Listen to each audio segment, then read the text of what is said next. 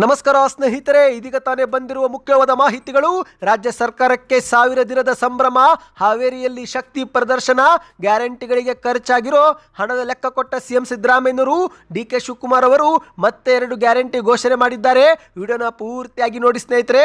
ರೈತರಿಗೂ ಕೂಡ good news ಕೊಟ್ಟ ಸಿದ್ದರಾಮಯ್ಯನವರು. ಎಲ್ಲ ಮಾಹಿತಿಗಳನ್ನ ನೋಡೋಣ.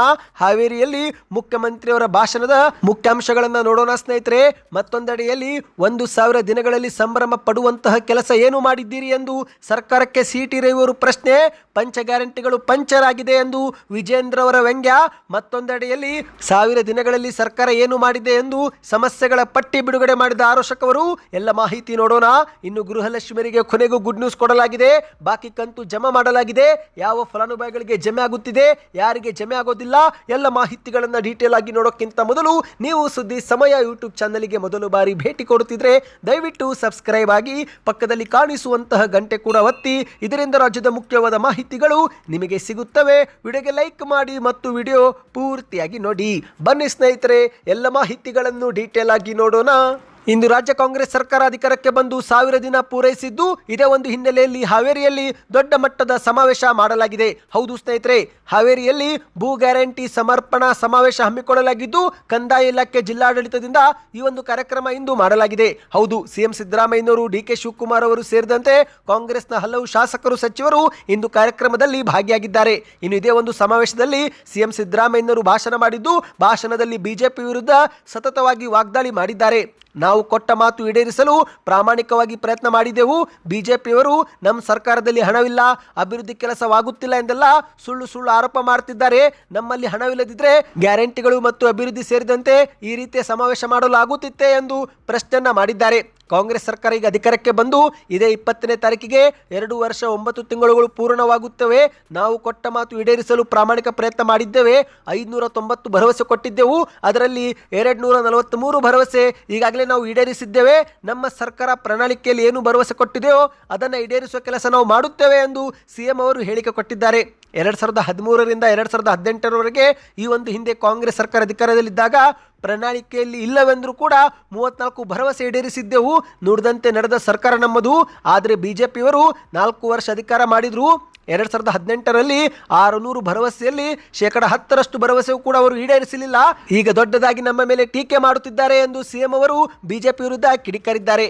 ನಾವು ಅಧಿಕಾರಕ್ಕೆ ಬಂದ ಮೇಲೆ 5 ಗ್ಯಾರಂಟಿ ಯೋಜನೆ ಜಾರಿಗೆ ಮಾಡಿದ್ದೇವೆ. ಮೊದಲ ವರ್ಷದಲ್ಲಿನೇ 5 ಗ್ಯಾರಂಟಿ ತಂದಿದ್ದೇವೆ. ಗ್ಯಾರಂಟಿವರೆಗೆ ಇವತ್ತಿನವರೆಗೆ 1,18,000 ಕೋಟಿ ಹಣ ನಾವು ಖರ್ಚು ಮಾಡಿದ್ದೇವೆ. ಖಜಾನೆ ಖಾಲಿಯಾಗಿದ್ರೆ ಇದನ್ನು ಖರ್ಚು ಮಾಡಲು ಆಗುತ್ತಿರಲಿಲ್ಲ. ಗ್ಯಾರಂಟಿ ಯೋಜನೆಗಳಿಂದ ತಲಾ ಆದಾಯವೇ ಹೆಚ್ಚಾಗಿದೆ. ತಲಾ ಆದಾಯದಲ್ಲಿ ಕರ್ನಾಟಕ ನಂಬರ್ 1 ಆಗಿದೆ. 4.5 ಲಕ್ಷ ಕೋಟಿ ತೆರಿಗೆ ನಾವು ಕೊಡುತ್ತಿದ್ದೇವೆ. ಆದರೆ ನಮಗೆ ಬರುವುದು ಮಾತ್ರ 60,000 ಕೋಟಿ ಮಾತ್ರ. 100 ರೂಪಾಯಿ ತೆರಿಗೆ ಕೊಟ್ಟರೆ ನಮಗೆ ಕೇಂದ್ರ ವಾಪಸ್ ಕೊಡುವುದು 14 ರೂಪಾಯಿ ಮಾತ್ರ. ಇದನ್ನು ನಮ್ಮ ರಾಜ್ಯದ ಲೋಕಸಭಾ ಸದಸ್ಯರು ಮೋದಿಯವರ ಮುಂದೆ ಕೇಳಲ್ಲ ಎಂದು ರಾಜ್ಯದ ಬಿಜೆಪಿ ಸಂಸದರ ವಿರುದ್ಧವೂ ಕೂಡ ಸಿಎಂ ಅವರು ಕಿಡಿಕಾರಿದ್ದಾರೆ. ಅಂದ ಹಾಗೆ ಸ್ನೇಹಿತರೆ, ಇವತ್ತಿನ ಕಾರ್ಯಕ್ರಮದಲ್ಲಿ ರೈತರಿಗೆ ಒಂದು ಭರ್ಜರಿ ಗುಡ್ ನ್ಯೂಸ್ ಸಿಕ್ಕಿದೆ.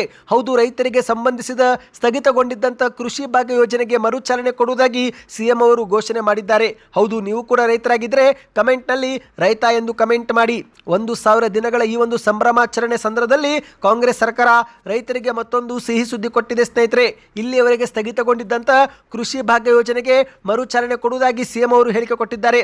ಬರ ಪೀಡಿತ ತಾಲೂಕುಗಳಲ್ಲಿ 200 ಕೋಟಿ ರೂಪಾಯಿ ಅನುದಾನದ ಅಡಿಯಲ್ಲಿ 3,735 ಕೃಷಿ ಹೊಂಡಗಳು ಹಾಗೂ ಪಾಲಿ ಹೌಸ್ ಅನ್ನು ನಿರ್ಮಿಸಲಾಗುವುದು ಎಂದು ಸಿಎಂ ಅವರು ಹೇಳಿದ್ದಾರೆ. ಹೌದು, ಕರ್ನಾಟಕ ಸರ್ಕಾರದ ಕೃಷಿ ಭಾಗ್ಯ ಯೋಜನೆ ಮಳೆಯಾಶ್ರಿತ ಪ್ರದೇಶಗಳ ರೈತರಿಗೆ ಕೃಷಿ ಹೊಂಡ ನಿರ್ಮಾಣ ಮಾಡಿಕೊಡುವುದು, ತಾಡಪತ್ರಿ ಕೊಡುವುದು, ನೀರಾವರಿ ಉಪಕರಣಗಳಿಗೆ ಸಹಾಯಧನ ಕೊಡುವುದು ಮತ್ತು ಬೇಸಿಗೆ ಸಮಯದಲ್ಲಿ ಕೃಷಿ ಮಾಡಲು ರೈತರಿಗೆ ಅನುಕೂಲ ಮಾಡಿಕೊಡಲು ಈ ಒಂದು ಯೋಜನೆ ಜಾರಿಗೆ ಮಾಡಲಾಗಿತ್ತು. ಆದರೆ ಇತ್ತೀಚೆಗೆ ಕೆಲ ಕಾರಣಗಳಿಂದ ಈ ಒಂದು ಯೋಜನೆ ಸ್ಥಗಿತಗೊಂಡಿತ್ತು. ಆದರೆ ಈಗ ಮತ್ತೊಮ್ಮೆ ಚಾಲನೆ ಕೊಡುವುದಾಗಿ ಸಿಎಂ ಅವರು ಗುಡ್ ನ್ಯೂಸ್ ಕೊಟ್ಟಿದ್ದಾರೆ. ನೀವು ಕೂಡ ರೈತರಾಗಿದ್ದರೆ ಕಮೆಂಟ್ ಅಲ್ಲಿ ರೈತ ಎಂದು ಕಮೆಂಟ್ ಮಾಡಿ. ಈಗ ನೀವು ಸ್ಕ್ರೀನ್ ಮೇಲೆ ಒಂದು ಟ್ವೀಟ್ ನೋಡ್ತಿರಬಹುದು. ಇದು ಸಿಎಂ ಸಿದ್ದರಾಮಯ್ಯನವರೇ ಮಾಡಿದ ಟ್ವೀಟ್ ಆಗಿದೆ. ಹಿಂದಿನ ಸರ್ಕಾರದ ಅವಧಿಯಲ್ಲಿ ಸ್ಥಗಿತಗೊಂಡಿದ್ದಂತಹ ಕೃಷಿ ಭಾಗ್ಯ ಯೋಜನೆಗೆ ನಾವು ಮರುಚಾಲನೆ ನೀಡಿದ್ದು, ಬರ ಪೀಡಿತ ತಾಲೂಕುಗಳಲ್ಲಿ 200 ಕೋಟಿ ಅನುದಾನದಡಿಯಲ್ಲಿ 3,735 ಕೃಷಿ ಹೊಂಡಗಳು ಹಾಗೂ ಪಾಲಿ ಹೌಸ್ ನಿರ್ಮಿಸಲಾಗಿದೆ. ಮಳೆಯಾಶ್ರಿತ ಕೃಷಿಯಲ್ಲಿ ತೊಡಗಿರುವ ರಾಜ್ಯದ ಲಕ್ಷಾಂತರ ಕುಟುಂಬಗಳಿಗೆ ನಮ್ಮ ಈ ಯೋಜನೆ ಅನಿಶ್ಚಿತತೆಯ ಆತಂಕವನ್ನು ದೂರ ಮಾಡಿದೆ. 1000 ದಿನಗಳ ಈ ಸಂಭ್ರಮಾಚರಣೆಯ ಸಂದರ್ಭದಲ್ಲಿ ನಮ್ಮ ಸರ್ಕಾರದ ಎಲ್ಲಾ ಸಾಧನೆಗಳ ಶ್ರೇಯವನ್ನು ನಾಡಿನ ಜನತೆಗೆ ಅರ್ಪಿಸುತ್ತಿದ್ದೇವೆ. ನಿಮ್ಮ ಪ್ರೀತಿ ಸಹಕಾರ ಮುಂದೆನೂ ನಮ್ಮೊಂದಿಗಿರಲಿ ಎಂದು ಸಿಎಂ ಸಿಎಂ ಅವರು ಟ್ವೀಟ್ ಅನ್ನ ಮಾಡಿದ್ದಾರೆ. ಬನ್ನಿ ಸ್ನೇಹಿತರೆ, ಈಗ ಮತ್ತೊಂದು ಮಾಹಿತಿಗೂ ಹೋಗೋಣ.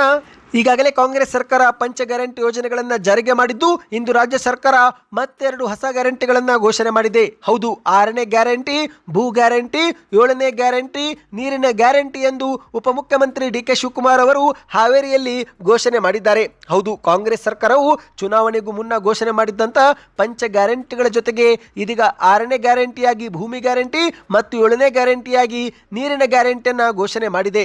ರಾಜ್ಯ ಸರ್ಕಾರದ ಪ್ರಮುಖ ನೀರಾವರಿ ಯೋಜನೆಗಳಾದ ಕೃಷ್ಣಾ ಮೇಲ್ದಂಡೆ, ಮೇಕೆದಾಟು, ಮಹದಾಯಿ, ಎತ್ತಿನ ಹೊಳೆಗೆ ಅನುಮತಿ ಕೊಟ್ಟರೆ 7ನೇ ಗ್ಯಾರಂಟಿಯಾಗಿ ನೀರಿನ ಗ್ಯಾರಂಟಿಯೂ ಕೂಡ ನಾವು ನೀಡುತ್ತೇವೆ ಎಂದು ಡಿ.ಕೆ. ಶಿವಕುಮಾರ್ ಅವರು ಹಾವೇರಿಯಲ್ಲಿ ಘೋಷಣೆ ಮಾಡಿದ್ದಾರೆ. ವೇದಿಕೆ ಮೇಲೆ ಭಾಷಣ ಮಾಡಿದಂತ ಡಿ.ಕೆ. ಶಿವಕುಮಾರ್ ಅವರು ಆರಂಭದಲ್ಲಿನೇ ನಾನು ಚುನಾವಣೆಗೆ ಬಂದಾಗ ಒಂದು ಮಾತು ಹೇಳಿದ್ದೆ, ಕಮಲ ಕೆರೆಯಲ್ಲಿದ್ದರೆ ಚಂದ, ತೆನೆ ಹೊಲದಲ್ಲಿದ್ದರೆ ಚಂದ, ದಾನ ಧರ್ಮ ಮಾಡುವ ಕೈ ಅಧಿಕಾರದಲ್ಲಿದ್ದರೆ ಚಂದ. ಈ ಒಂದು ದಾನ ಧರ್ಮ ಮಾಡುವ ಕೈ ಅಧಿಕಾರದಲ್ಲಿರುವ ಕಾರಣಕ್ಕೆ ಪಂಚ ಗ್ಯಾರಂಟಿ ನೀಡಿ ಈಗ 6ನೇ ಗ್ಯಾರಂಟಿ ಭೂಮಿ ಗ್ಯಾರಂಟಿ ನಾವು ನೀಡುತ್ತಿದ್ದೇವೆ. ಭೂ ದಾಖಲೆ ಇಲ್ಲದ 1,11,111 ಜನರಿಗೆ ಪೋಡಿ ಮಾಡಿ ಖಾತೆ ಮಾಡಿ ದಾಖಲೆ ನೀಡಲಾಗಿದೆ. ಈ ಮೂಲಕ ನಿಮ್ಮ ಮುಂದಿನ ಪೀಳಿಗೆಗೆ ಆಸ್ತಿ ದಾಖಲೆ ಕೊಟ್ಟ ಏಕೈಕ ಸರ್ಕಾರ ಈ ಕಾಂಗ್ರೆಸ್ ಸರ್ಕಾರ ಎಂದು ಡಿ.ಕೆ. ಶಿವಕುಮಾರ್ ಅವರು ತಿಳಿಸಿದ್ದಾರೆ.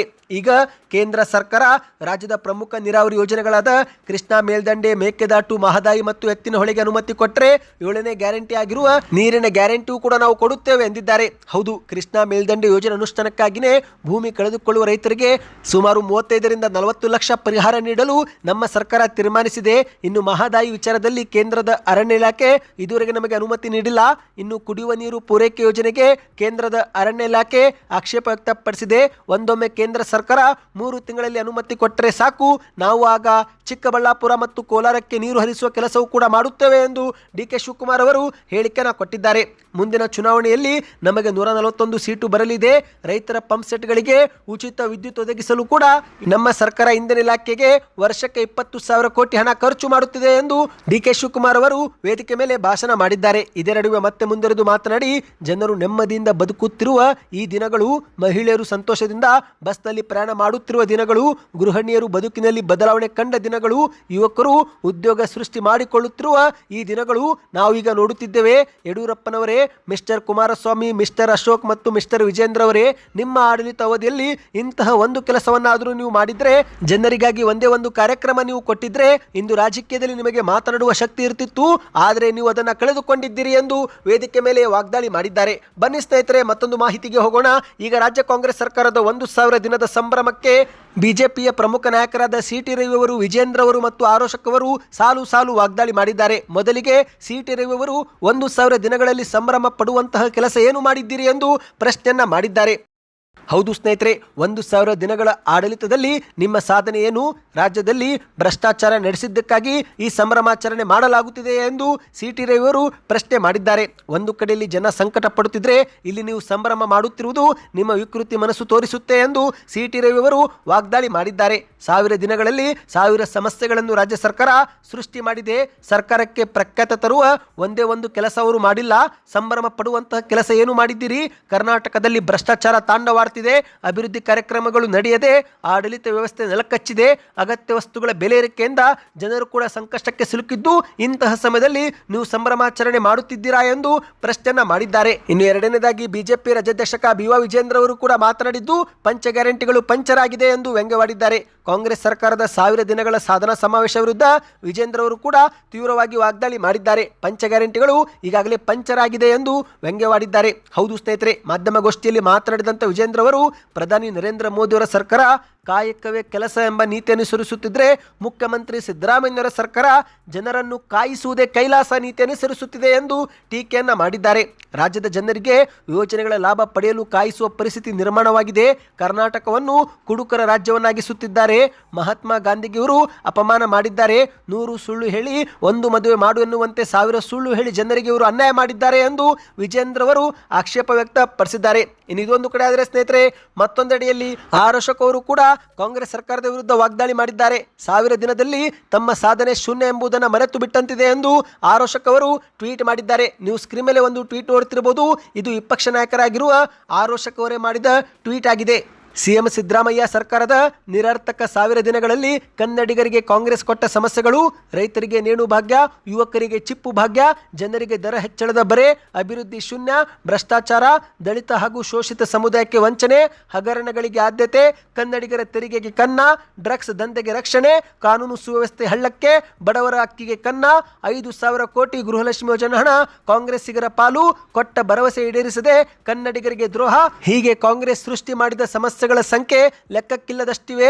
ಇವುಗಳು ಸ್ಯಾಂಪಲ್ ಅಷ್ಟೇ ಎಂದು ಟ್ವೀಟ್ ಅನ್ನು ಮಾಡಿದ್ದಾರೆ. ಇದೇ ಒಂದು ಟ್ವೀಟ್ ನಲ್ಲಿ ಕೆಳಗಡೆಗೆ ನುಂಗಪ್ಪಗಳ ಸರ್ಕಾರಕ್ಕೆ 1000 ದಿನ, ಕನ್ನಡಿಗರಿಗೆ ಸಾವಿರಾರು ಸಮಸ್ಯೆ ಎಂದು ಒಂದು ಪೋಸ್ಟರ್ ಅನ್ನು ಕೂಡ ಬಿಡುಗಡೆ ಮಾಡಿದ್ದಾರೆ. ಸ್ನೇಹಿತರೆ, ಬನ್ನಿ ಇದೀಗ ಕೊನೆಯ ಮಾಹಿತಿಗೆ ಹೋಗೋಣ. ನೀವು ಕೂಡ ಗೃಹಲಕ್ಷ್ಮಿ ಯೋಜನೆ ಫಲಾನುಭವಿಗಳಾಗಿದ್ದರೆ ಕಮೆಂಟ್ ನಲ್ಲಿ ಗೃಹಲಕ್ಷ್ಮಿ ಎಂದು ಕಮೆಂಟ್ ಮಾಡಿ. ಮತ್ತು ನಿಮ್ಮ ಬ್ಯಾಂಕ್ ಖಾತೆಗೆ ಜನವರಿ ಅಥವಾ ಫೆಬ್ರವರಿಯಲ್ಲಿ 2,000 ರೂಪಾಯಿ ಜಮಾವಾಯ್ತಾ ಅದು ಕೂಡ ಕಮೆಂಟ್ ಮಾಡಿ. ಹೌದು ಸ್ನೇಹಿತರೆ, ಇದೀಗ ಸರ್ಕಾರ 26ನೇ ಕಂತಿನವರೆಗೆ ಹಣ ಬಿಡುಗಡೆ ಮಾಡಿದೆ. ಜನವರಿ ತಿಂಗಳಲ್ಲಿ 24ನೇ ಕಂತು ಜಮೆ ಮಾಡಲಾಗಿದ್ದು, ಇದೀಗ ಫೆಬ್ರವರಿಯಲ್ಲಿ 25 ಮತ್ತು 26ನೇ ಕಂತು ಜಮೆ ಮಾಡಲಾಗುತ್ತಿದೆ. ಅಂದರೆ ಜನವರಿ ತಿಂಗಳಲ್ಲಿ ಸೆಪ್ಟೆಂಬರ್ ತಿಂಗಳ ಕಂತಿನ ಹಣ ಹಾಕಲಾಗಿದೆ.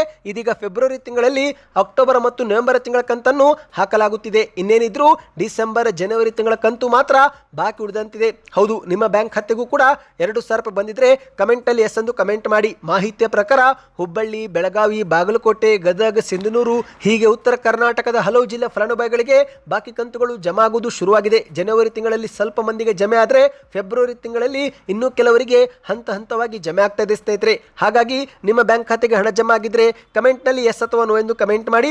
ಮತ್ತು ಇಲ್ಲಿ ಮುಖ್ಯವಾಗಿ ಸ್ನೇಹಿತರೆ, ಮುಂಬರುವ ದಿನಗಳಲ್ಲಿ ಗೃಹಲಕ್ಷ್ಮಿ ಯೋಜನೆ ಫಲಾನುಭವಿಗಳಿಗೆ ಹಣ ಪಡೆದುಕೊಳ್ಳಲು ಜೀವಿತ ಪ್ರಮಾಣ ಪತ್ರ ಕಡ್ಡಾಯ ಮಾಡಲಾಗಿದೆ. ಅಂದ್ರೆ ಫಲಾನುಭವಿಗಳು ಬ್ಯಾಂಕ್ ಶಾಖೆಗೆ ಭೇಟಿ ಕೊಟ್ಟು ಜೀವಿತ ಪ್ರಮಾಣ ಪತ್ರವನ್ನ ಸಲ್ಲಿಕೆ ಮಾಡಬೇಕಾಗುತ್ತೆ. ಆಗ ಮಾತ್ರ ಹಣ ಜಮಾ ಮಾಡಲಾಗುತ್ತೆ ಸ್ನೇಹಿತರೆ. ಈ ಕುರಿತಂತೆ ಸರ್ಕಾರ ಶೀಘ್ರವೇ ಬಜೆಟ್ನಲ್ಲಿ ಒಂದು ದೊಡ್ಡ ಘೋಷಣೆ ಮಾಡುವ ಸಾಧ್ಯತೆ ಇದೆ. ಈ ಒಂದು ಹೊಸ ನಿಯಮ ಜಾರಿಗೆ ಬರಬೇಕೋ ಬರಬಾರ್ದೋ ನಿಮ್ಮ ಅನಿಸಿಕೆಗಳನ್ನು ಕಮೆಂಟ್ ಮಾಡಿ ತಿಳಿಸಿ. ಮಾಹಿತಿ ಇಷ್ಟವಾಗಿದ್ದರೆ ವಿಡಿಯೋಗೆ ಲೈಕ್ ಮಾಡಿ, ಚಾನಲ್ಗೆ ಸಬ್ಸ್ಕ್ರೈಬ್ ಆಗಿ.